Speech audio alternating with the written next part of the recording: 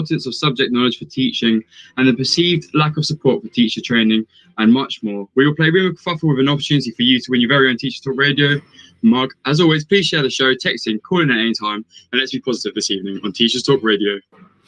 Live from Norwich, this is The Late Show with Niall Cole on Teachers Talk Radio. Tune in live on the Podbean app or desktop player. Just head over to www.podbean.com/LSW/TT Radio or search Teachers Talk Radio. Follow the hashtag TT Radio. Yes, good evening. It's Friday. It's only 1 week left to the end of half term, and hopefully teacher assessed grades or centre assessed grades, tags or CAGs or whatever weird alternative your school calls them, have been wearing everyone down recently, but hopefully the finish line appears to be in sight for you, depending on the schedule that you're following. Coming up on tonight's show, as you just heard there, I will be discussing the opportunities and challenges of teaching multiple subjects, as well as some strategies that you may use to tackle these based on Twitter and some real life conversations that I've had this week. If you are sat there listening at home knowing you teach or have taught multiple subjects in the past, then do call in and share your experiences with everyone else. If not, it will just be me talking for the next 30 minutes. So do call in or text in if you have something to add. I will also be discussing later in the show whether more needs to be done about training welfare and time management. And then I'll be joined by Harriet Dennington. Hopefully, Harriet is feeling a lot better tonight and will be back for Dennington's Diaries, where we will converse over the importance of subject knowledge when teaching, and if some classes are destined to be no more than just 1 hour of childcare. We will also be discussing many other things on the show. If you've missed any shows this week on Teachers Talk Radio, you can head over to our website at www.ttradio.org and listen back at any time. And you can also subscribe to stay in the loop with all of the latest Teachers Talk Radio news. So coming up after the news with Megan Goods, we will be discussing teaching multiple subjects. Don't go anywhere. Here is your latest education news with Megan Goods.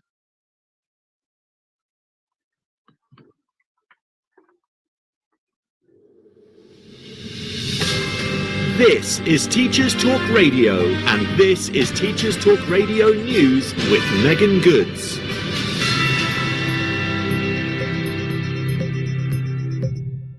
This is your latest Teachers Talk Radio News. Academics from universities across England, Russia, Italy and Northern Ireland have conducted an investigation into bias when awarding exam grades.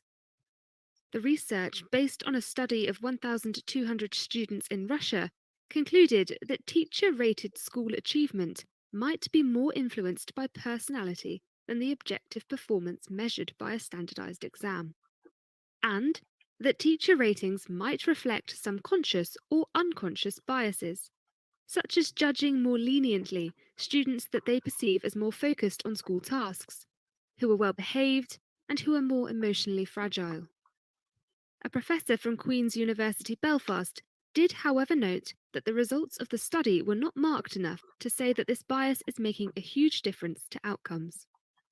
Older students at a school in Glasgow have been sent home following rising coronavirus rates in the community. In a letter sent home to parents, the head teacher of Shawlands Academy stated, "We understand that the situation is far from ideal, and we had all hoped that the spread of infection would not increase, but sadly this is not the case in our local area." The overall infection rate across Glasgow currently stands at 109.9 cases per 100,000 people. The head of Pimlico Academy has resigned following the recent race discrimination row. Students at the school took part in a demonstration at the end of March over uniform policy, changes to the curriculum, and the sitting of a union flag outside the building. Many felt the resignation was a long time coming, with the NEU having already passed a motion of no confidence in the head, Daniel Smith. A parent interviewed in The Guardian earlier this week stated that the school needed a leader who was from the same world as the students, so incidents like the uniform policy never happen again. That was your daily education news briefing. Victory is ours. Live from Norwich, this is The Late Show with Niall Cole on Teachers Talk Radio. Okay, welcome back. If you're just joining us, we're about to talk about teaching multiple subjects. Unfortunately, that was slightly not the news, slightly depressing news, not quite the news that we were hoping for about some schools returning to online learning. I don't think that is the only one. So let's hope. We thought we were moving away from online learning, but some schools appear to be returning to that situation. So let's hope that that's not the case across the country and that we are going to be returning closer to what a normal school year would look like and classrooms, because I haven't actually experienced that yet. And I'm sure that many other people that have experienced that certainly would like to see the return back to normal. Not just in school life, obviously, but also in general life as well. So teaching not in your own specialism then, or not in a subject that you have trained to teach in. So let's set the scene a little bit to start off with. Laura McKerney wrote an opinion piece on this. She quoted Teacher Tapp, so obviously the founder of Teacher Tapp, and said that the findings were that actually 7 teachers currently, 1 in 7 teachers, currently had a timetable where more than 80% of their lessons are in subjects not studied during their degree or A-level. So that was back in 2018, and they found that if that figure extrapolated across the country, there would be more than 70,000 teachers currently leading classes in subjects that they haven't studied in the past 16. But interestingly, the 2016 government report cited that there was limited existing evidence today in England that suggests that being taught by a teacher with a degree in the subject they teach has a small positive effect. So actually they found that there isn't much of an effect between teachers teaching their own subject or their specialist subject and the actual outcomes that you would expect to see. So is it a problem then, you may ask? And that's down to your opinion. If you have an opinion on that, do text in or call in and we will discuss it and we can talk about all sides of the debate. But it's saying there is that the evidence suggests that actually, just because it isn't necessarily the subject that you trained to teach in, or isn't a subject that you would class yourself as a specialist in, the actual outcomes on grades is not there to see. It may be that actually it's one of those things, like in a lot of stuff in teaching, that is actually just really hard to measure. We've talked about on this show before about uniform. We've talked about other factors as well that you just probably, rhetorically, you might think that you could see a difference in your classroom, but actually when you're talking about trying to generate evidence, there isn't much there. And this might be the case in this instance. What Laura actually said in this case was that her opinion was, okay, maybe it doesn't impact grades. And so in schools where more teachers, and in the article she cited actually in state schools where she believed that more teachers would be teaching outside of their specialism, that even though those children taught by those non-specialists may still get high grades, the thing that they miss out on potentially is the extracurricular activities or the connections or the understanding of what that subject would be like to study at university. And so the additional benefits that you might get of being working with a subject specialist is gone. So not necessarily in terms of classroom actual gains in terms of grades, but the wider nature of things. So that's the scene. Is it an issue that teachers are teaching outside of their subject specialism? If you've got an opinion on that, do text in or call in, and I would be happy to discuss it. Now, firstly, this week when I went looking for guests, I compiled a list of different combinations of subjects that people were teaching. So Tom Hopkins Burke, brilliant Teachers Talk Radio host on.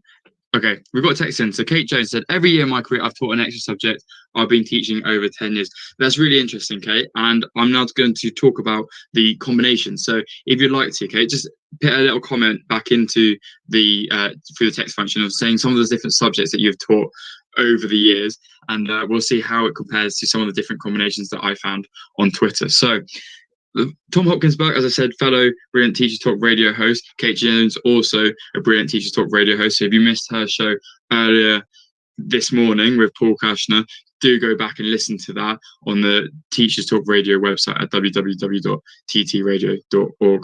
So the thing that I found on Twitter, the combinations that I found, Tom Hopkinsberg said that he's going to be teaching 5 subjects next year. So 5, not just 1 or 2, 5 subjects. And they were music, history, geography, RE, and politics. So the humanities crossover seemed to be quite a common one. And that came up quite a lot. Many people talking about geography and history, and I know some schools put out humanities teachers posts, so they actively look for people to teach humanities rather than just history or geography.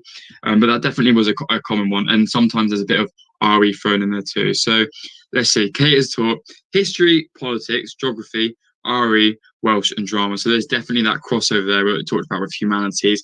Politics definitely comes into it.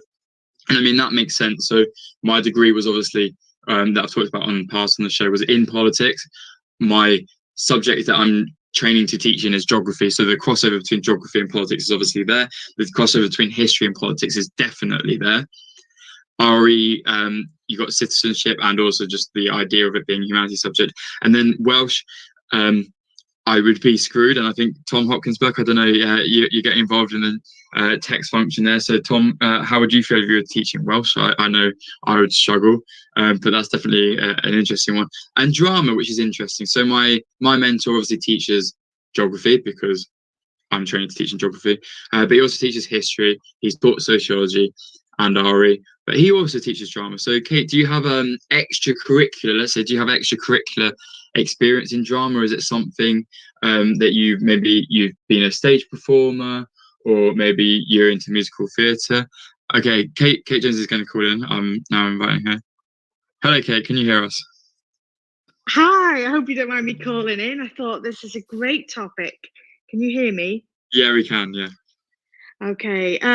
So when I trained to be a teacher, my postgraduate certificate in education is history with drama. So that's we had to have a second subject, and I hadn't actually studied geography since year 9, although that would have made more sense to have done geography. And I studied drama at A level, and I loved drama, but I wasn't going to be a drama teacher. It was just something we had to do. So it's just, and then the issue about Welsh, again, I've never trained how to teach a language, but I could speak Welsh, so I had to teach Welsh, and that was incredibly difficult. I think there's massive pros and cons. It could be really enjoyable, you learn lots, but it's also really, really tough. Yeah, that's because the thing is as well, obviously with Welsh, you could speak Welsh and maybe have your own lived experience within it, but trying to turn that into conversation. I mean, I remember going back to some of my French teachers who were French, and they still struggled sometimes to teach French. So that we're instantly talking about that conversation of actually, just because you can do something yourself doesn't necessarily mean that you can actually teach it. Which is definitely an interesting topic to talk about. And I think it also depends on obviously the key stage, because I just had little year 7 class and it was very basic for Welsh. But then I taught politics A level, which I hadn't studied at A level myself, but there was a lot of crossover. So then when it's an A level subject and you're teaching that and you have a lot more lessons, it's very demanding then. Yeah, I was going to say, were you spending a long time trying to, because obviously at A level, one of the things that kind of students appreciate the most, and also obviously kind of you probably feel that you want to give them, is that subject knowledge. So did you find that actually you were spending ages trying to make sure that you kind of were well read and understood the topics before actually going in and teaching them?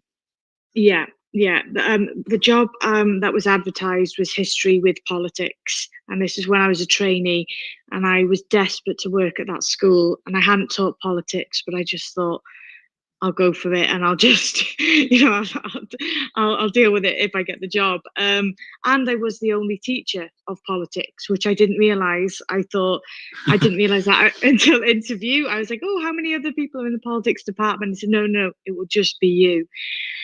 So that was really tough, and that was definitely the biggest challenge in my career, and I really did lack confidence teaching that. But again, I'm really glad I did, and then I've then gone on to teach politics in other schools, and I would do so now in the future. But initially, yeah, it was really tough. Yeah, I bet. And yeah, it sounds like that. And particularly when there's no one in your department. So we're going to talk about strategies and moving on. What did you reach out to other people at that point in? Obviously now kind of you've got a big Twitter network and stuff.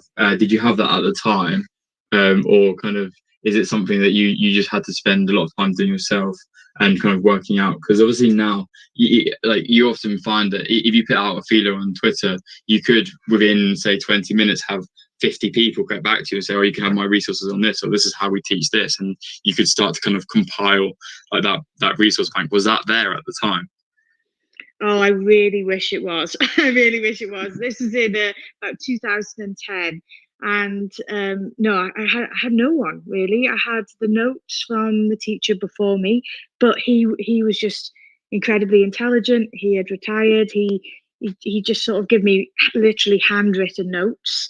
And that was that. I remember, searching on the TES for resources and just sort of rummaging around online for whatever I could possibly find to help me. But again, it just sort of it wasn't the same. As we're so lucky now that there are these subject communities, Facebook pages. If I'm in that situation now, I did move schools and then switched exam boards, and I joined a Facebook group, and there was this huge Google Drive of all the resources and plans. I just thought, this is incredible how people are sharing so freely. And that would have made a massive difference to me early in my career. So yeah, that's a good point. Yeah, I'll take this opportunity to say about how the amount of things that kind of you've shared over the years and that I've seen on Twitter. I think kind of it's testament to you and also just many people in the kind of education community who are just so freely willing to kind of share their knowledge that they've built up and their resources. So I think that everyone would be very grateful. Anyone that's listening or kind of has benefited from those over the years would be very grateful to you for that. Oh, thank you. Final question, just while we've got you here. What if you were to write a book, say, on how you would adapt your teaching for a history lesson compared to a drama lesson, what would be, say, just your top two things that are different? What would you change about your teaching based on those subjects? Well, because I did have to teach so many different subjects, and at one point I taught the school started in year 5, and it was year 5 to A level. It was just insane, and every year in between. So that was ages and different subjects. I think there was about 4 subjects. So I made sure I had a sort of bank of templates that were, I always call them low effort, high impact, that were just Sure. that I could use with a year 7 class, and I could use either as it is or adapt it for another class. And some people are very critical of generic resources, and I get quite angry about that, because the people who I've heard who are critical are not people who teach more, who are not teachers, actually, current teachers. Yeah. And they say, stop using generic resources.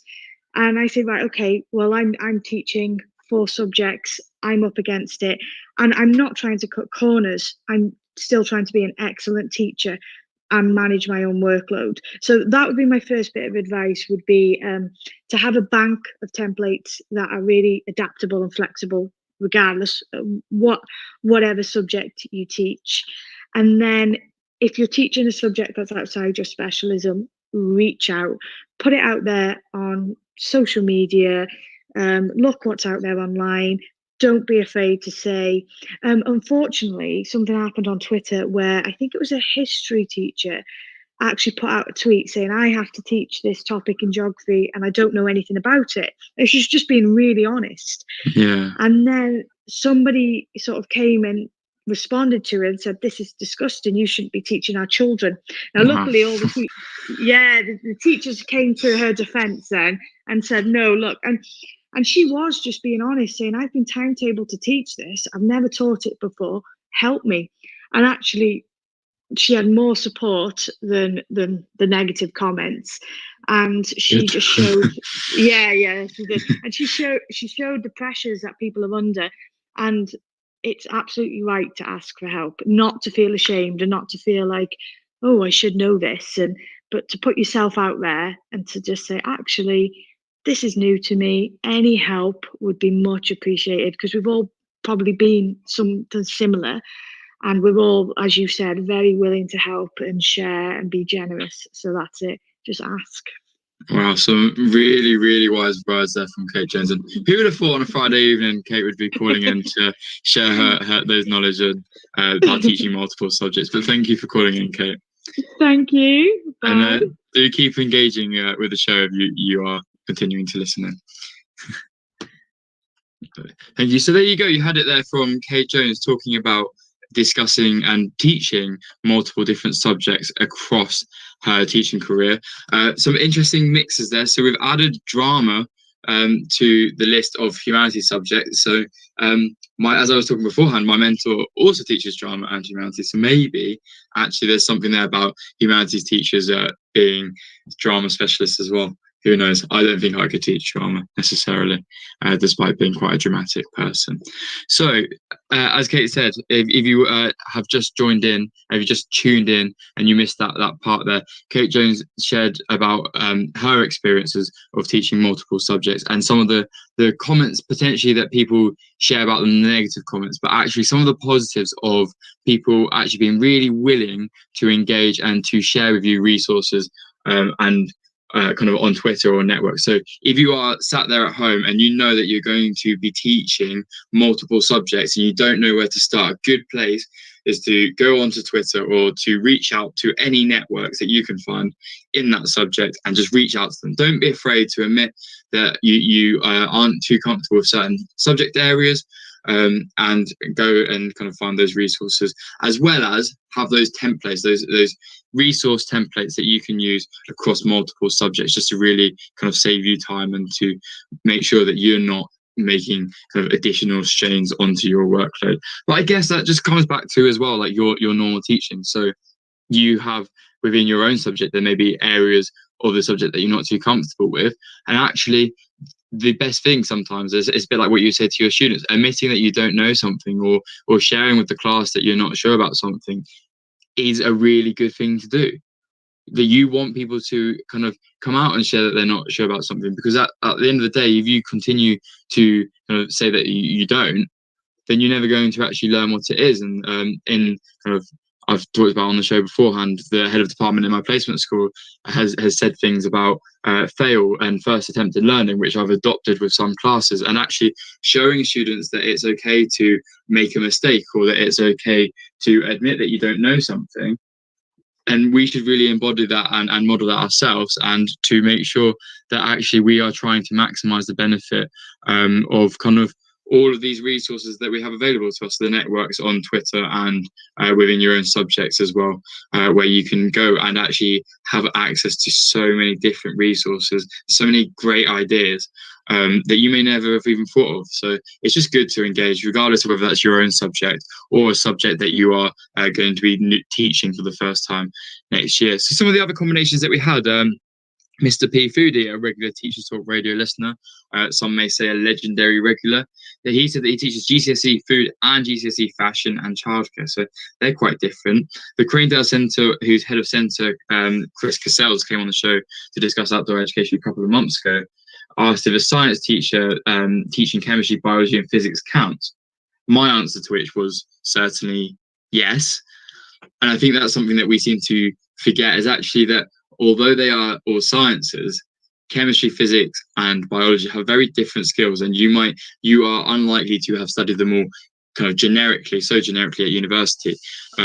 So actually teaching all three of those sciences is actually in itself quite important. What about primary? Well, that's a whole different conversation, really, isn't it? Tom Hopkins-Burke has tweeted in, what about primary? I don't envy primary teachers having to try to kind of gain and to teach multiple subjects. across a day to the same class. That must be incredibly hard. So primary, again, I certainly do think, Tom Hopkinsberg, that if you are a primary teacher, that counts as teaching multiple subjects, and that is maybe something to consider and to think about is how do we support primary teachers to be able to do the best by their students and to also support them to feel comfortable in the subject. And obviously trying to keep up with every single subject is just really hard on your workload. So trying to make, and it's not just about doing the subject knowledge, I think it's about making it as accessible as possible, or in a way that's so easily digestible that actually you can easily translate that into teaching. So we talked about before about just because you know something doesn't necessarily mean that translates to teaching. But the opposite side of that is that teaching is still teaching. And like Kate was saying there about her resources and having templates for resources and using them across subjects, the skills and the within your teaching and your resources do stay the same. So that the theory behind them, if you are evidence informed, will remain the same. Maybe they need a few changes or whatever. But it is not wrong to have those cross-curricular things and those templates if it supports your workload. So yes, primary definitely does, science teachers definitely does, humanities, we talked about that crossover, but they are all definitely crossovers. So we talked about some of the strategies. Clemency Starr on Twitter said some of the benefits of teaching multiple subjects. So Clemency Starr said, I teach a few different subjects, and I would say the benefits are being attached to many departments, so having access to a much wider range of ideas makes it easier to see things from a whole school perspective.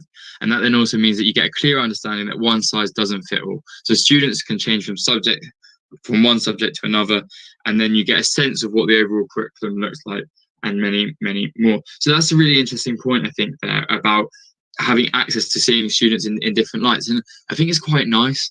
Like sometimes, and it's not just about different subjects. I guess it's a bit like extracurricular activities. Seeing students outside of subjects and outside of potentially classroom environments, if you go one step further, is really nice, because you see them in a different light. You may just see them as that student that comes in to every single one of your lessons and doesn't want to be there, makes it quite clear that your lessons are boring or that the subject's boring, and doesn't know why they need to be at school.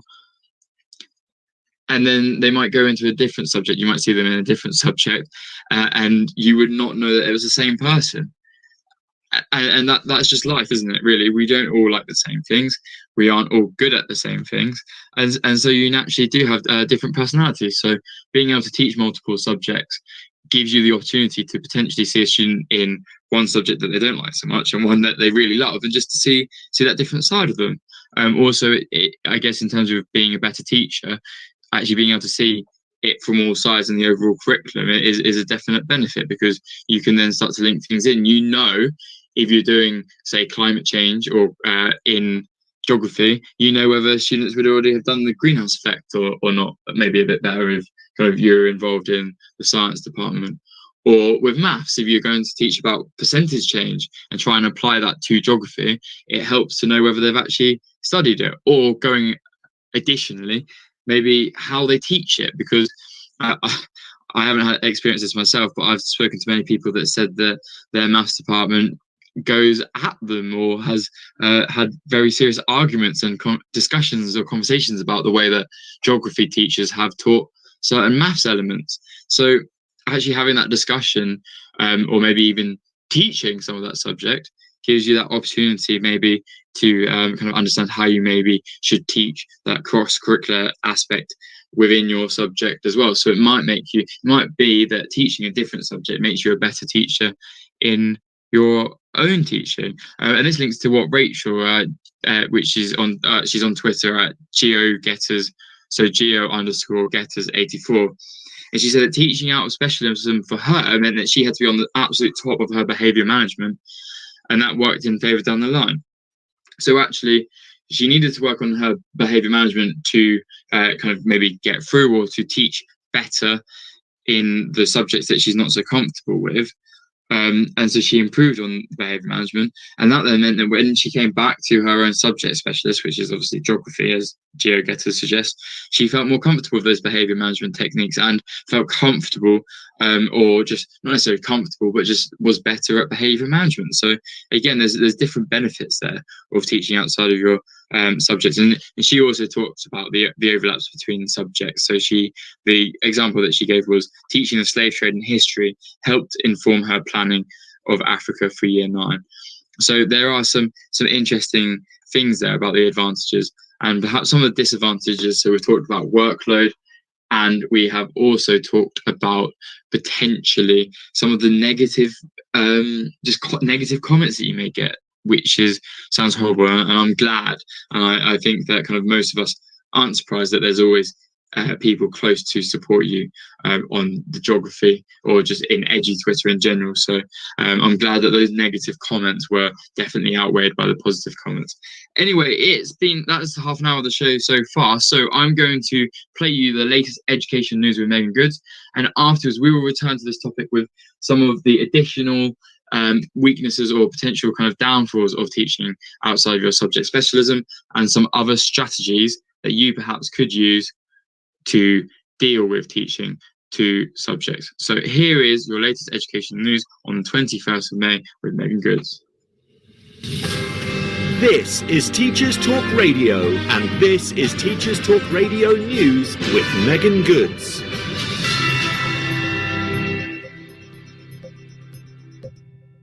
This is your latest Teachers Talk Radio News. Academics from universities across England, Russia, Italy, and Northern Ireland have conducted an investigation into bias when awarding exam grades.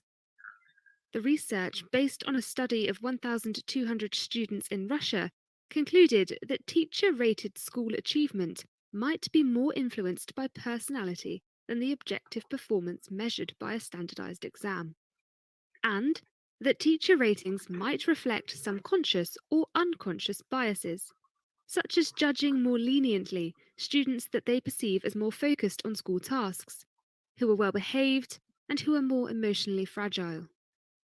A professor from Queen's University Belfast did, however, note that the results of the study were not marked enough to say that this bias is making a huge difference to outcomes. Older students at a school in Glasgow have been sent home following rising coronavirus rates in the community. In a letter sent home to parents, the head teacher of Shawlands Academy stated, "We understand that this situation is far from ideal, and we had all hoped that the spread of infection would not increase, but sadly this is not the case in our local area." The overall infection rate across Glasgow currently stands at 109.9 cases per 100,000 people. The head of Pimlico Academy has resigned following the recent race discrimination row. Students at the school took part in a demonstration at the end of March over uniform policy, changes to the curriculum, and the sitting of a union flag outside the building. Many felt the resignation was a long time coming, with the NEU having already passed a motion of no confidence in the head, Daniel Smith.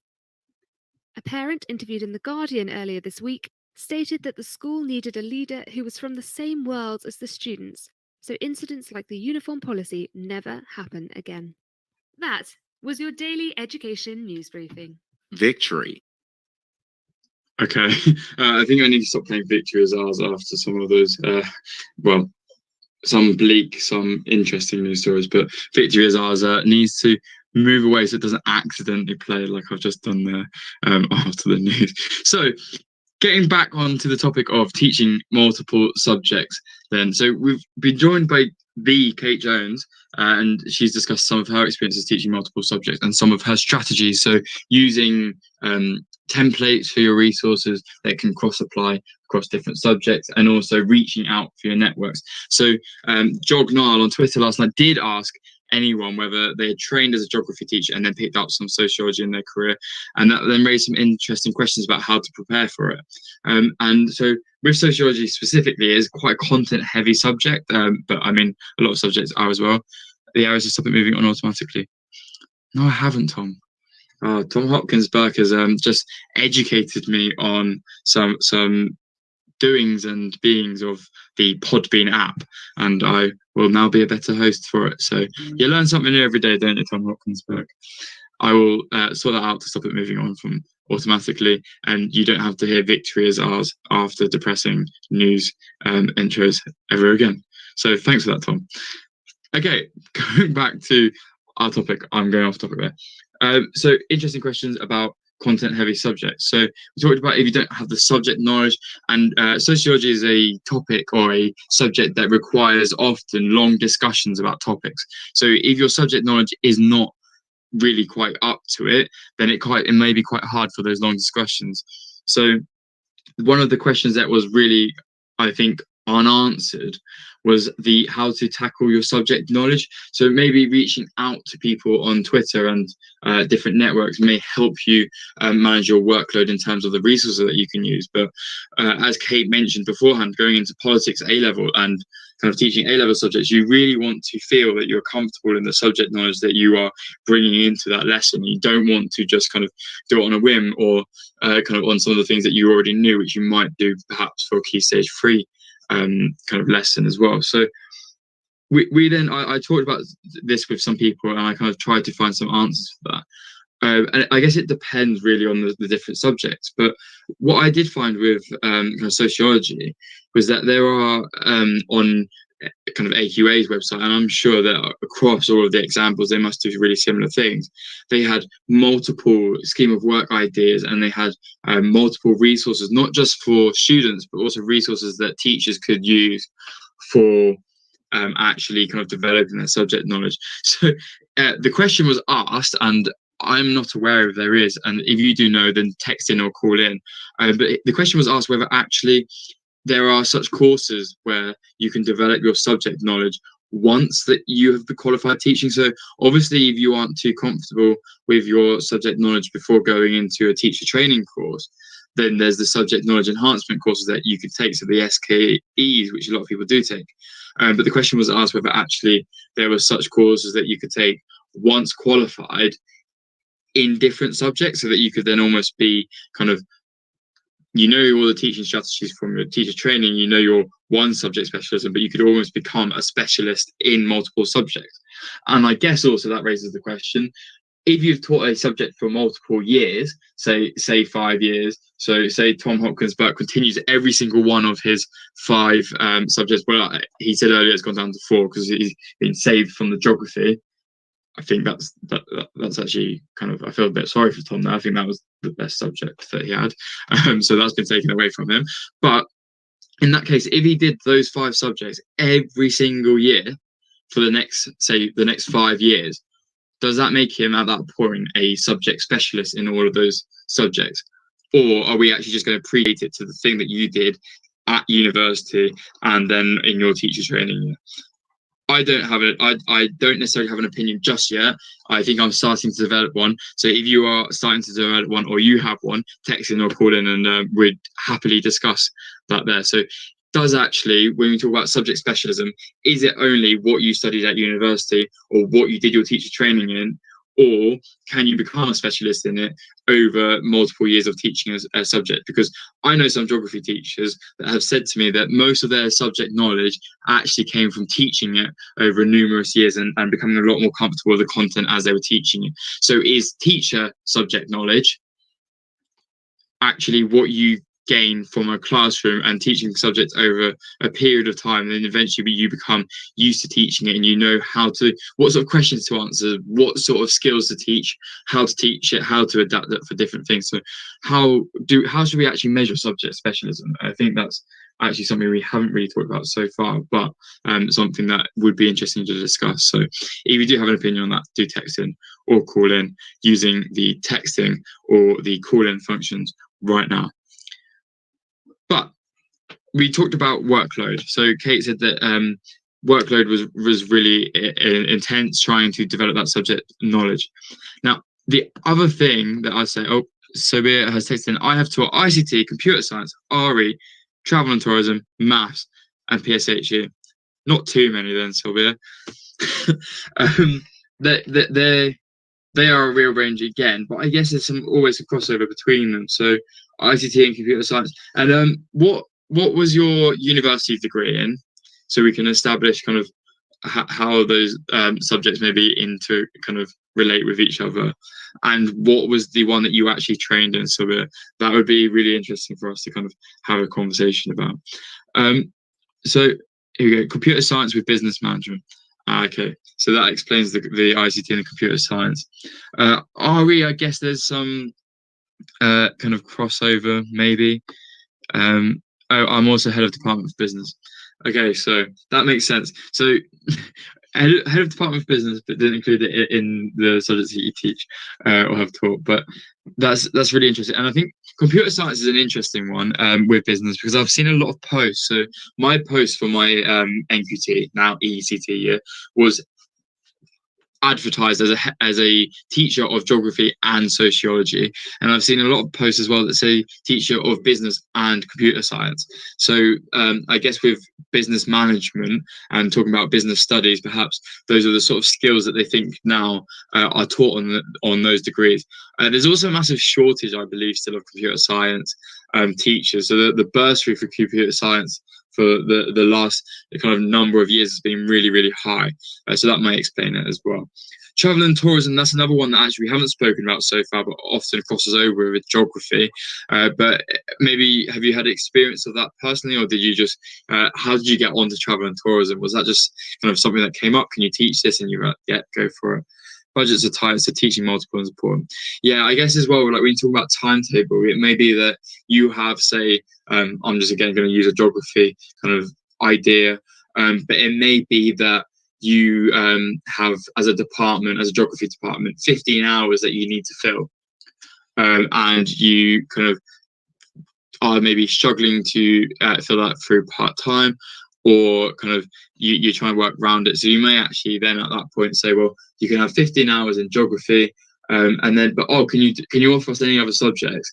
And from a kind of a actual selling point of you as a teacher would be, well, I can teach this, or I'm prepared to teach this. But also from a school's perspective, where budgets are tight, they're not having to appoint two separate teachers. They can kind of fill those gaps. So taught geography at Key Stage 3 too, but it's hard to balance everything. New teachers may not be able to do it. Yeah, and I guess that's hard as well, isn't it? Like with new teachers, you're still kind of developing almost your subject knowledge in your what is supposedly your own specialist subject. So kind of you're being really drawn between them. So I think that there is that actually kind of something that maybe schools need to think about, with kind of thinking about actually not necessarily just about performance for students, but in terms of teachers, am I asking too much of them? Am I kind of putting too much pressure on their workload by asking them to teach too many subjects? And potentially they may feel guilty for not kind of going and doing loads of subject knowledge research, or kind of being the best teacher that they can be.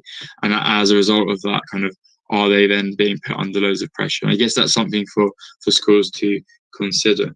The other thing, and this, so I'm going to then transition now into talking about some kind of workload issues potentially, or looking after whether actually trainee teachers are looked after enough. And one of the things that I didn't see necessarily come up on the threads that I set up on Twitter, but that I have seen since, and I thought, well, actually that does apply, and that's talking about teaching in your own room. So this week, I think it was today actually. Let me just get this thread up, because I think that is something that we can talk about. And yeah, earlier today, so Mr. Poosley, so Scott Poosley tweeted out, to be clear, I don't like wonky tables, mismatched chairs, scruffy display boards, unclean whiteboards, stationery that isn't fully stocked, bits on the floor, strange smells, uneven blinds, hot rooms, cold rooms, or miscellaneous items. In conclusion, I want my own room back. The thing that didn't come up, but I think is a valid one, and something that I have experienced in teacher training, is not having your own room or constantly moving around the school can be quite unsettling, or can be quite hard to deal with, particularly, and again, if you are teaching a subject where you maybe like to use some different props for teaching, or you have maybe, so in geography context, sorry, it's my subject, you have a globe. If you're trying to teach geography in a room where you don't have a globe, it might be quite hard. So that idea of having to move around and kind of maybe not even having your own room, which a lot of people are experiencing at the moment as a result of COVID, and that trainees experience of having to kind of go and teach in many different teachers' classrooms, is quite an interesting one. I think that's a negative that maybe people don't talk about enough. I don't know. Text in or call in and say what you think about that. Do you think that actually having your own room is kind of really important for you? And how would you feel if you weren't teaching in your own room as well? So I think that's something to talk about. So going back to this Twitter thread, then some of the things that people said about on there. So can't understand messy people. I used to have my own room, which was beautiful. Now I move a lot. So messy rooms, just rooms that are different to what you necessarily like. People's festering coffee mugs. These are the sort of things that you're going to have to deal with. You're teaching multiple subjects. You're not necessarily going to teach in one room. You're going to be constantly moving around. So again, that's something to kind of think about there. So that is teaching outside of your subject specialism. And we've talked about there some different strategies. So do go and get involved in networks, get involved on Twitter. If you're not sure, if you want some help with the subject that you are teaching, then do reach out to those networks on Twitter. Go to those subject exam boards, reach out to as many people as possible. There is nothing wrong with saying that you need help or that you would like some advice on different things. The other thing is teaching, and you're trained to teach. You are a specialist at teaching.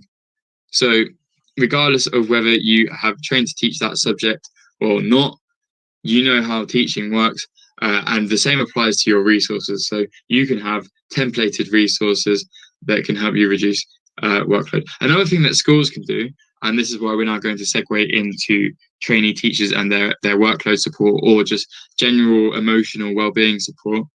Another thing that a school could do is shared resources. So we talked about trainees and how it could be quite unsettling and kind of hard to move around in different rooms and to kind of constantly be in places that you're not necessarily used to, and kind of trying to get used to. Maybe teachers have things in different places, or different rooms have different resources, different kind of methods that their teacher has set up that you're not quite well versed in, or that you have to adapt to there, and that adds to a little bit of additional stress, but only a small one. There's some greater issues that we'll talk about as well. So I have many fellow trainees that I've spoken to who have been put under kind of tight deadlines from all angles. So they're obviously talking about PGCE, they've got subject assignments, they maybe have the uni tutors kind of talking to them still about different things that they need to do, different evidencing that they need to kind of keep up with.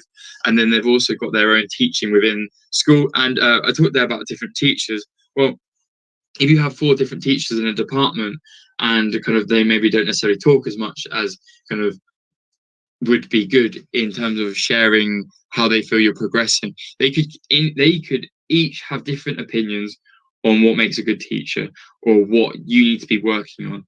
If they give you different targets to be focusing on, you're going to be absolutely stretched to the ground. If you have 4 different teachers, for instance, they give you 2 targets each for a week, that's 8 targets that they're expecting you to work on as a department in a week. Now, I personally have been very lucky. I have been in departments which are have great communication, that kind of really work well together, and kind of they're all clued up exactly with where they think that I need to be progressing. And they talk about that with my mentor. My mentor shares that with me in mentor meetings and kind of after when we discuss how lessons went. And I have each week 3, which is a university policy, but 3 specific SMART targets to work on in that week period. I have been speaking, as I said, to different trainees, to fellow trainees who have not been so lucky and have felt that actually they've been given so many different targets from so many different people that it's really hard to focus on any of them, and that those targets have then stayed for numerous weeks, and they haven't really made much progress against them. So we talked last week on the show about mentoring. If you missed that, go to www.ttradio.org and you will find on there the show. So last week, that is the 14th of May, we talked about mentoring. So yeah, definitely go back to that about mentoring, but just in general, where you've got so many different people giving you different ideas, it doesn't help. Sobi has said unreasonable expectations for young teachers now. Yeah, I think as well, there's additional things. So everyone's always had the evidence, right? So evidence is kind of a massive thing. But I think there's a lot that's being done now with evidence, in some unis and some training providers, which I think would massively benefit teacher training if actually every training provider had the same. And that's like continuous evidence checks and continuous kind of folders. So like all the folders at the moment this year for me are online. And obviously I can't comment on previous years, but I think that it's helpful if you have it online, you can have those regular checks. And rather than just suddenly kind of swing off, actually you haven't met like T7 really. There's not really much evidence of this behavior in here, of your behavior management, and you haven't really used any assessments. There's no T6. Like towards the end, it's not very helpful, is it? Like you've got 2 weeks now, 2 weeks to sort that out, or you're not going to pass the year, or kind of you're going to be struggling. Those continuous checks and with less, let's say, evidence, right? There's two types of evidence. There's evidence of you actually showing progress in your teaching, and there is evidence for evidence sake, and that is just creating loads of paperwork to say that you've done something, to show what you've done. Obviously you need to show it to start off with, but surely if your lessons are continuously outstanding or continuously at a really good level, then you would have to be reflecting, and you would have to be, and so you can see that. So if you then had observations that support that, surely then you don't need kind of like the absolute masses and masses and masses of evidence that in the past trainees have been asked to produce. So that's one thing that kind of came up. I think also on Twitter in the last month or so, I've seen so many people that feel that kind of their workload is getting really high, or that they don't necessarily have any support, but they don't necessarily know who to go and talk to.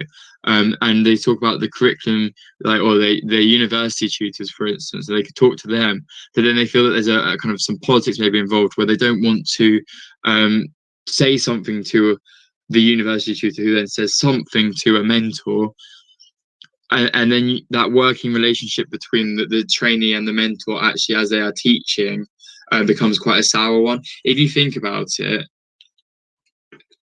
your mentor, in some ways, in teaching training, has kind of your whole training year in their hands, and they can make your life really, really, really great, or they can make it really, really, really miserable. And if you feel that you can't go and talk to a university tutor or anyone, because that may go to a mentor who then doesn't actually support you, or who knows that you've said this kind of behind their back, and they then kind of continues. There's politics involved, and we'd all like to say that there wasn't politics involved, but there is, unfortunately. And so kind of some sort of overview, actually, I think would be good, of kind of making sure that mentors are held to account more. Now, I don't know how you feel. If you're listening and you have an opinion on this, or you feel that kind of this isn't the case, do text in or call in and let me know, because I know this is just my opinion and everyone else will have different ones. Yes, if they're being paid, I agree. Yeah, so yeah, and I guess that comes into it as well. Obviously, some mentors are doing it voluntarily, which is great, but and kind of those mentors that are doing it voluntarily over many years, and I just kind of, out of wanting to develop people's teaching, are offering their time, and kind of, and it's not an easy job, and it's really, really strenuous.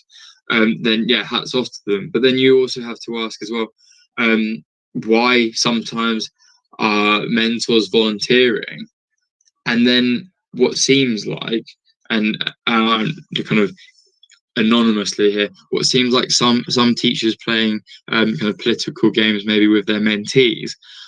It's just a bit interesting. I think there's kind of something there. And okay, obviously, yeah, maybe if they're being paid, that's a different thing compared to if they're not being paid. But surely, if kind of a trainee's well-being or their workload is being kind of put under pressure by politics played by a mentor, regardless of whether they're being paid, there needs to be some sort of kind of question there as to what's going on or how that could be changed. I don't know. Text in and call in what you think. So I was thinking about some people that I've talked to as well, they've been put under tight deadlines, and they said, "Oh, you're not meeting it yet. You're still not meeting it." And I kind of said, "If you meet it, it'll be a lot easier for us to give you feedback. And if you meet this, then kind of actually, yeah, that's great. You can you'll start to progress more as a teacher, and you can focus on different things." But what I haven't necessarily always seen there is strategies to help trainees get ahead. And yeah, when you've got assignments and you've got your evidence to keep up with, and you've got all these different angles, sometimes having strategies for how you could reduce your workload, how you could be more time efficient, are really helpful. Or also sometimes just to turn around, because at the end of the day, you don't want a trainee to say, no, teaching's not for me. This is too stressful. If this is the workload that I will be put under when I'm teaching, it's not for me. I'm out. That's not what we want to achieve, really, is it, in teaching? We know that retention and even recruitment is quite low in teaching, and we don't want those kind of dropouts in teacher training. So you want to try and give the trainee as much support as possible, where they feel comfortable becoming kind of a teacher kind of full time, and just kind of putting this additional stress on them is not helpful. So some of the things that I think could be helpful: shared resources. So some schools I know they refuse to give their trainees any resources at all. So no, you need to make your own resources. You need to show that you can make your own resources. And yes, of course, that's true. When you're training to teach, you need to evidence that you can make your own resources. But at the same time, if your workload is under such kind of high demand, is it that bad for a couple of lessons just to say, look, we've got these lessons pre-made. These lessons, we know every year that they work with these classes. All you need to do, say, for this week, just to get yourself back on track, is to use these lessons, adapt them for your classes, so you can show that you can adapt resources, you can meet teacher standards for that. We'll focus on those teacher standards this week. So we'll focus on maybe how you manage with behaviour management still with those resources. We'll focus on T5. For instance, how do you adapt? How do you differentiate those resources to support your classes?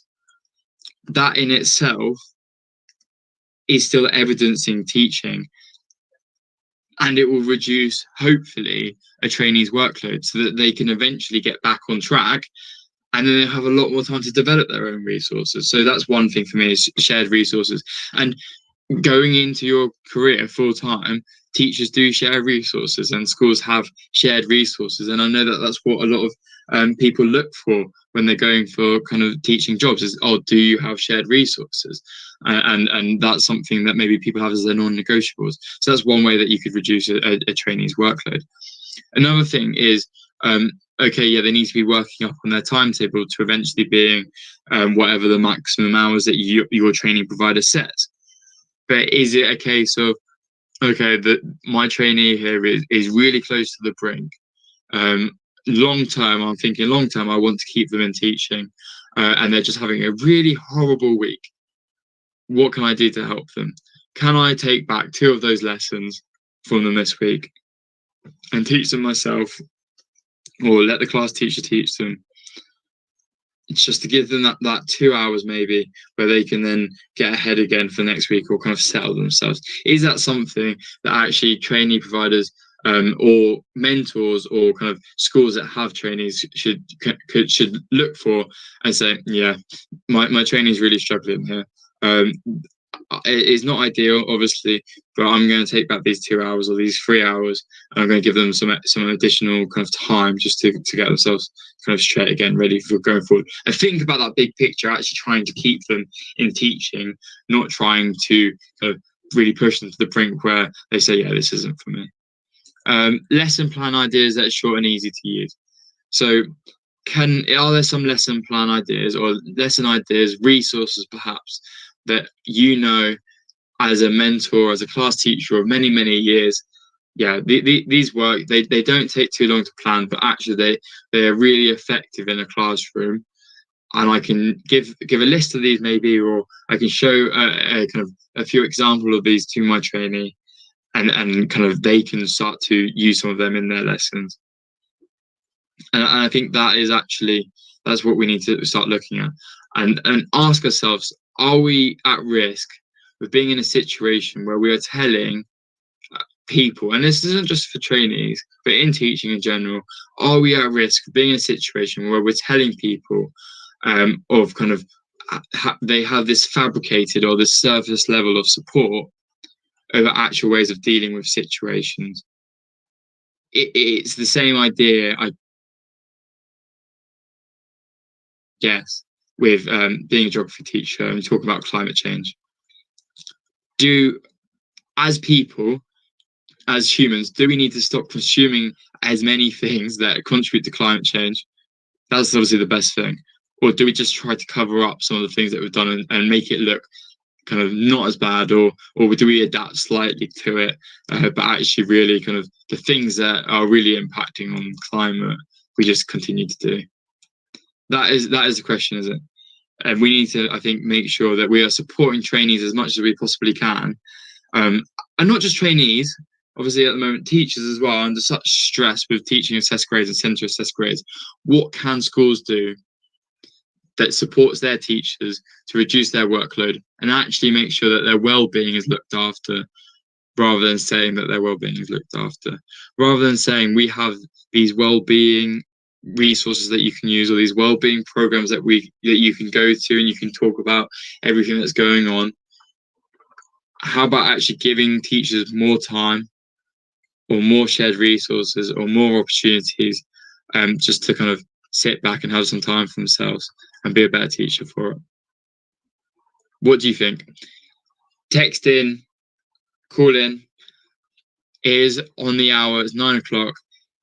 As always, here is Megan Goods with your news on the 21st of May. Here's the latest educational news. This is Teachers Talk Radio, and this is Teachers Talk Radio News with Megan Goods.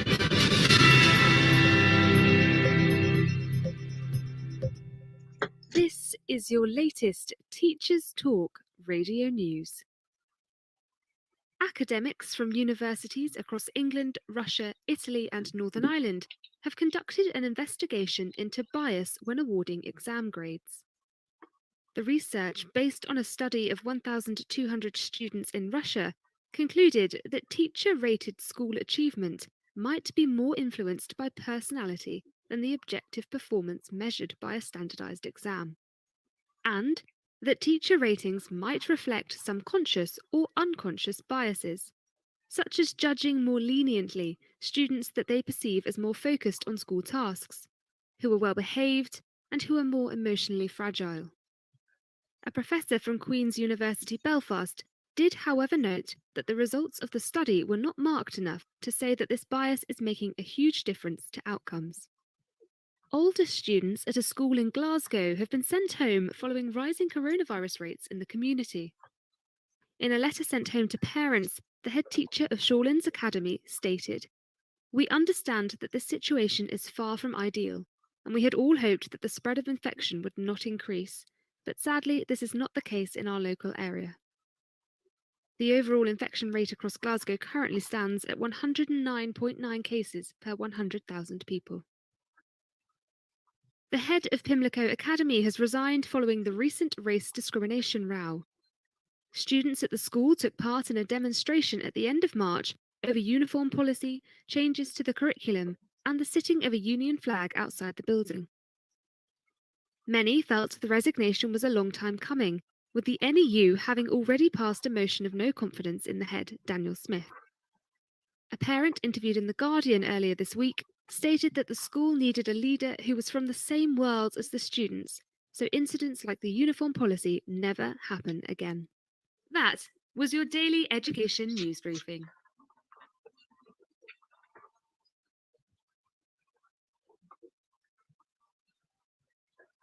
And would you look at that? It didn't play Victory Is Ours. You've been listening. So that is brilliant. Tom Hopkins Buck is the training provider that you all need for your Podbean apps.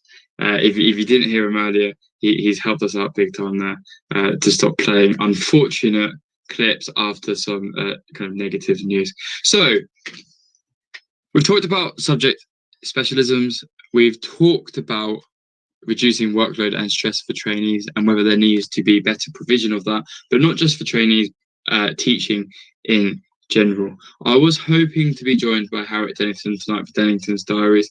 Unfortunately, we have found that actually this week Harriet won't be joining us. So unfortunately, Dennington's Diaries will not be on tonight as last week. However, Harriet, I am told, will definitely be back next week. And next Friday is the end of half term. So yeah, looking forward to next Friday.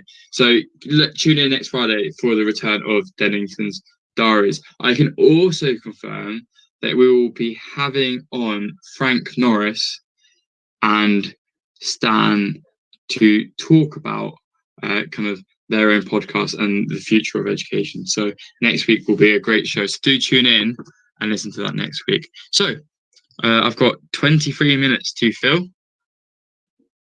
If you have had something bad happen to you this week, doesn't matter what it is.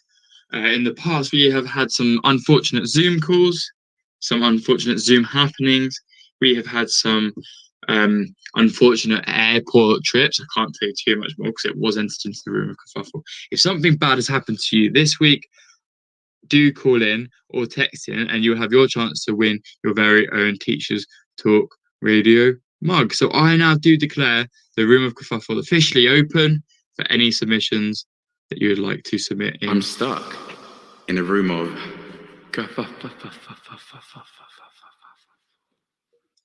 If you have any that you'd like to share with us, text them in or call them in. The room of kerfuffle is open for your submissions. Meanwhile, I'm going to talk about this article that I saw on TES today. Here we go.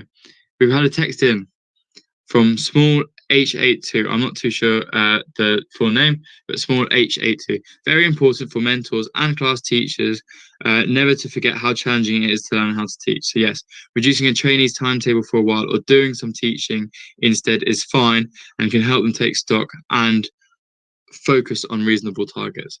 Yeah, I think that's really, really kind of important. They say so. Talking actually is really challenging to learn how to teach, and sometimes reducing a timetable, even need to be, is fine and can help them take kind of that focus on reasonable targets. And I think that we talked about it being outside of your own specialism and teaching outside of your own specialism and how much work that could actually take. Sometimes I feel, and I haven't felt this actually with teachers that I've worked with, but I have felt with some other trainees that I've talked to kind of on Twitter and in my wider network that have said that actually they think that people that they're working with have forgotten how long it takes just to plan a lesson. And it's not necessarily about kind of the fact that they're not putting in loads of effort or that their lessons aren't good. It's just the fact that to produce that good lesson, it takes them so much longer than perhaps it would after kind of a few years of experience. And I know from my own kind of conversations with some teachers in staff rooms, they say, well, their lesson plans now take 5 or 10 minutes.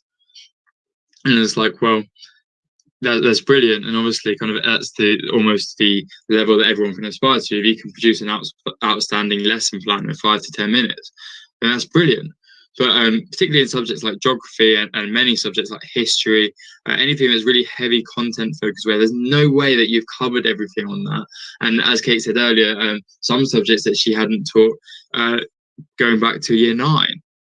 Going back to year 9, trying to even just kind of make yourself comfortable with the content that you're teaching can take a while. So definitely as trainees, where you're building your subject knowledge and you're building your lesson plans, it could take you a long time to do that. I mean, that's just another challenge. So definitely, as Small H82 has said there, we agree that actually sometimes reducing a trainee's timetable is a good thing to do, providing that kind of it allows them to take stock and then focus on reasonable targets. So there are some strategies there that we've talked about beforehand. Remember, if you've had something bad happen to you this week, you can now call in or text in at any time and get your chance to win a Teachers Talk Radio mug. And in the meanwhile, while I'm going to do that, unfortunately, as I said before, if you just joined us, Dennington's Diaries is going to be postponed again until next week. Unfortunately, that won't be happening tonight. But going back to this conversation that I talked about earlier, so we talked about subject specialism, we talked about skills. What I was going to talk about with Harriet Dennington, which will be next week now, was about the importance of subject knowledge. And whether kind of subject knowledge was the most important thing in classrooms, whether it was the least important things in classrooms, whether perhaps there were some lessons where actually you know that you're not going to get the best lesson, and maybe it's glorified childcare for an hour. That was the discussion that we're going to have. If that's something that interests you, then do call in next week and listen to Dennington's Diaries, and we'll talk about that then. So that's the discussion we'll be having next week on this show. So the article that I was going to talk about, so talking about subject knowledge and whether there's a difference. So Kate Jones said when she called in about using template resources which you can use across subjects. When talking about writing, it's quite interesting. So David James has said in his editorial, John Severs has said in his TES article this week on his editorial, so writing is hard and we need to be honest with pupils about that. So sometimes do we make a naive assumption that actually writing is quite easy? So in this article, he said, this is my 15th attempt at writing the opening of this leader. I have for the past 2 hours moved through my repertoire of opening moves and not liked any of them at all. Some felt chunky, others felt forced, one was just awful. I thought I had it right with an attempt that ruminated upon the perceived role of writer, but I couldn't get it to go anywhere.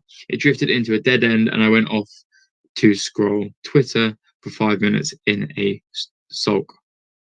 So writing is, of course, a large part of his job, but he still finds it hopelessly hard. And a misconception about those in writing professions that it comes really easily. So when we're talking here about actually writing, is writing actually really hard? And do we need to be honest with students about that? Do we need to say, yeah, writing is hard? And it's not something that's easy. It's a skill that you need to practice. I mean, many of you listening now are teachers, are practicing teachers. What do you do? Do you tell your students that writing is hard? How open with them are you about that? Text in or call in to share your own opinions on some of the things that you share with that. So it is hard and it doesn't come easily, and many adults kind of do struggle with writing. And what so when I was reading this article, so if you want to, you can go to the TES magazine and look at the editorial there on the TES magazine for this article that we're talking about. And when we're talking about this, is there a difference between writing? Yeah. So Sylvia said, yes, for my subject, it is especially academic writing. And yeah, I think that it is really important to kind of say that. And it's not just writing in terms of producing a coherent piece of writing. But if you think about, I have many students across multiple years that I've found just asking them to write and copy, sometimes even just copy word for word verbatim from the board, or to say it, and they kind of really struggle with that, or it's more writing, and it's hard, and it is quite a kind of tedious thing to do. It is quite a heavy thing to do. It's not a simple thing. It doesn't, like, your hand doesn't just suddenly kind of pick up and you suddenly producing wonderful kind of poetic writing. And so I think that's an interesting kind of topic to have. I also think there's a difference between being able to write and being able to write specifically for your subject. So when we teach students, so what strategies maybe do you have to support students in their writing? Again, tweet in and share that with us. But also, do you necessarily teach them to write, or do you teach them to write in your subject? So is there a difference between being able to write academically, say in business, to writing academically in geography or even chemistry? There's some kind of conversations to be had there. Is writing just writing, or does it change depending on the subject that you're teaching? And do you teach teach students how to write, or do you teach students how to write in your own subject? So that article I thought was just really interesting, and it definitely is a hard thing. And just kind of assuming maybe that all students can pick up a pen and start writing, sometimes even copying. And when do you? Because obviously in primary, handwriting is definitely a thing. Of kind of making sure that students perfect handwriting. And I've seen things this week on Twitter where teachers have failed observations because the handwriting wasn't good enough of their students. What is the responsibility of a secondary classroom teacher to ensure that the quality of the handwriting is up to a quality that you expect? And what would you expect a secondary teacher, say you're in year 9, what would you expect a secondary teacher to do to support the handwriting or the writing of those students? I think that's an interesting question, because would you expect a teacher to do handwriting practice, for instance, with a whole class? Or does actually the SEND provision in your school take into account students that have poor handwriting and give them tools to support those? I don't know. What does your school do? What do you do? What do you think schools should do with handwriting and to support students' writing? I'm going to leave that conversation open for you to get involved with at any time, to text in and call in as well. So we have 2 options for you to call in or text in and to engage in the show. I realise that I have now been speaking at you almost, if you're listening and you've been listening to the whole show for the last hour, but do call in, text in to break up me talking at you for that time. Currently, I put in Room of Kerfuffle as a feeler on Twitter. So some of the examples that I have on Twitter right now, so people that haven't called in, but Mark's tweets. So tweets _ Marks said, I woke up. That was the bad thing that happened in their life. And they aren't calling in, but they said that their error of judgment was waking up. Then you've also got, feels like forever since this happened on Monday. I can't actually work out what that photo is. If you are on Twitter at any point and you see that as a reply to Teach Talk Radio, feels like forever since this happened on Monday. I can't work out what that photo is, but if anyone has seen that photo, if anyone's listening in that's seen that live on Teachers Talk Radio, so TT Radio 2021, and can tell me what that is, then they can either win a mug for themselves or they can win a mug for Sam Payne, because I, for the life of me, cannot work out what that is that has happened there in that photo. But if something bad has happened to you this week in your life, do text in or call in. We're going to talk about handwriting and discussing that. So we've got 5 minutes to the end of the show. So if you have either of those, do call in or text in, and I would be happy to discuss them with you. So just a summary then of the things that we have talked about so far on tonight's show. So we talked about subject knowledge, talked about strategies to teach multiple subjects. We've talked about the range of subjects that people teach, and that could be up to 6 or 7, and that's really impressive. But the things to remember are that actually teaching is teaching. Regardless, you are trained to teach, you are a specialist in teaching, and there is no harm in reaching out to people for advice and support to get all of the resources that you need and to develop your subject knowledge. Also, you can approach subject knowledge in different subjects outside of your specialism by going and researching them, just like any other thing that you would do for your own subject. And you can also talk to people at your school or go to the examples and see some of the resources that they have prepared to support teachers in developing their subject knowledge. We've also talked about workload, and we had a trainee focus on that, but also actually at the moment, standard teachers, classroom teachers, qualified, experienced teachers with workloads, potentially with the centre assessed grades and target assessed grade, teacher assessed grades that they are having to go through at the moment. And hats off to every single classroom teacher that's going through that process at the moment, because it's stressful. It is really, really intense. And the support for that, some schools have done brilliantly, and some schools have clearly put in some really good support. But for others that are kind of just going through it, just remember you are getting near to the end of half term, and you've not got much longer until those teacher assessed grades and centre assessed grades are done for the year. And hopefully, if that news doesn't stay negative, and the news is that we are moving towards a kind of more normal society, more normal schools, more normal classrooms, and teacher assessed grades and centre assessed grades will never return, and teachers will get some of their own workload back. Okay, so we haven't had any callers for Room of Kerfuffle, unfortunately, and as I said before, Harriet Dennington was unable to join us tonight. So I am going to call that the end of tonight's show.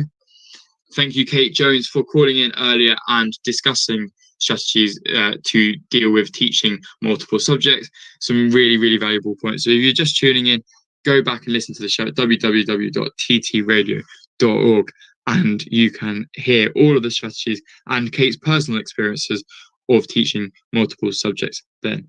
Okay, so don't worry that this is the end of the show. You have a whole range of amazing shows for you over the weekend on Teachers Talk Radio. So Mira Tudor-Sama tomorrow morning with the breakfast show. We'll be discussing developing writing for pleasure practices. So we just talked there about pleasure, about writing. Mira will be talking about developing writing for pleasure in her show tomorrow. Tom Hopkins-Burke with the new Saturday lunch show discussing the Ofsted review into RE and what RE looks like. And we also have a debut show with Alice Arnold, where she's going to discuss strategies for teaching and empowering girls. Of course, if you want to listen back to any of them, you can now do so over at the Teachers Talk Radio website at www.ttradio.org. If you missed Harriet Dennington and that you have missed Dennington's Diaries being on for the last 2 weeks, call in next time or tune in next week to hear the return of Dennington's Diaries. I will also be joined by Frank and Stan to discuss education as a whole. I've been Niall Cole. Have a lovely weekend and good night.